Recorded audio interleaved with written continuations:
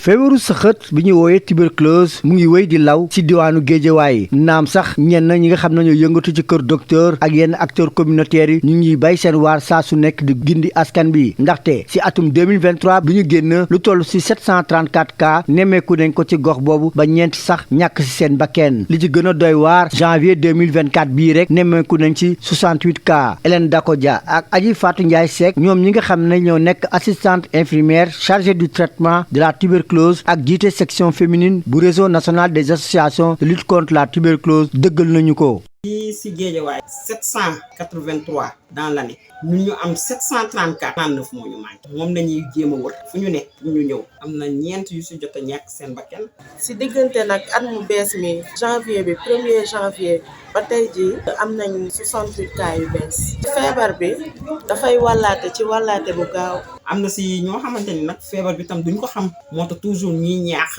mbokk yi ak dëkkaale yi ku siy sëxët bu am weer bari na fukki fan ak juróom rek dawal dem hôpital nga waral jàngoro bi dëkkuwaay bu xat bi mën na tax feebar bi di law suñu biir. moo tax ñoom ñu daal di amaloon benn lël jagleel ko délégué de quartier yi si teewaayu ñi ngànk bokk moomeel bu Golf Sud ngir wax askan bi ñu daal di moytu bu baax jàngoro bi nga xam ne fu mu toll nii mu ngi wëy di loree. bon lël bi du dara lu ñu def ay activités de plaidoyer ñu dugg ci xeexu tuberculose bi pour ñu mën ko jàppal seen bopp. waa jàngoro bi mu ngi fi ñu ci ëppale mooy Pikine Guédiawaye Kër Massar ak Yëmbal li ko waral nag mooy tëddin yi te néeg yi duñ leen du ceeñeer bi du ci dugg parce que ñàkk aussi day tax fi actuellement ni condition de vie bi nga waroon def doo ko mën am bon moytu bi nag mooy fexe ki nga xam ne dafa am day sëqat bu mu am fukki fan ak ay bés. demal hôpital xool sa bopp ñuy ñaax nit ñi rek imaam yi bu ñu xutbaa sànni foofu seen kàddu ci tuberculose bi. délégué de quartier yi ñoom ak premier adjoint maire Golf Sud feelu leen ne dañ ci xar seen tànku tubéy yi. comme li ñuy wax bay ci sa wewu tànk danañ xar suñu tànk tubéy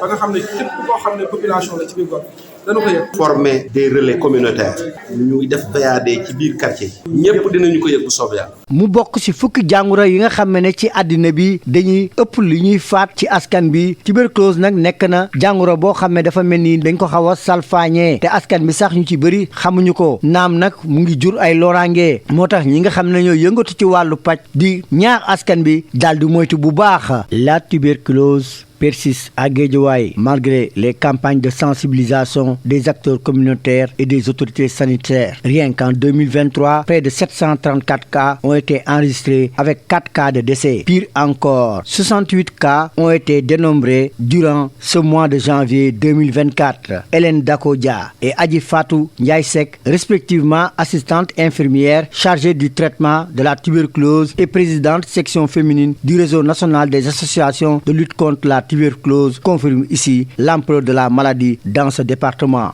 Ici à Guédiawaye, on a enrôlé 734 cas. Le cas attendu pour l'année est de 783. Donc on a 49 cas qui ne sont pas encore retrouvés.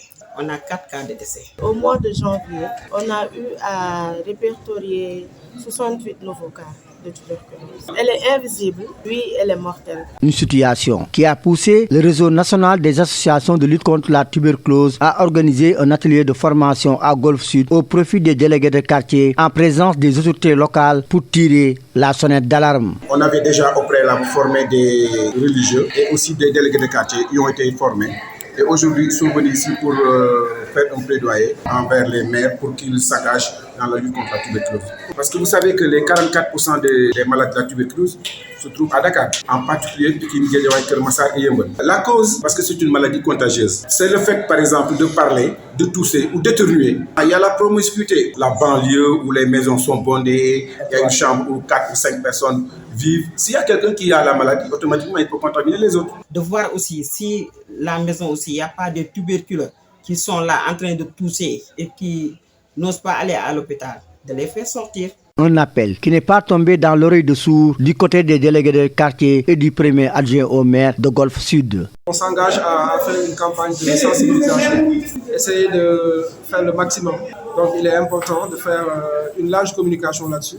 Nous informerons, Inch'Allah, tous les délégués de quartier du département vraiment pour faire la sensibilisation au niveau de la population pour vraiment stopper cette maladie vraiment qui fait des ravages au niveau du département de Guédiawaye. Faisant partie des 10 maladies qui tuent le plus dans le monde, la tuberculose semble être toujours méconnue du public malgré les désagréments qu'elle cause aux populations, ce qui a poussé ces acteurs communautaires en santé à appeler les masses à la vigilance.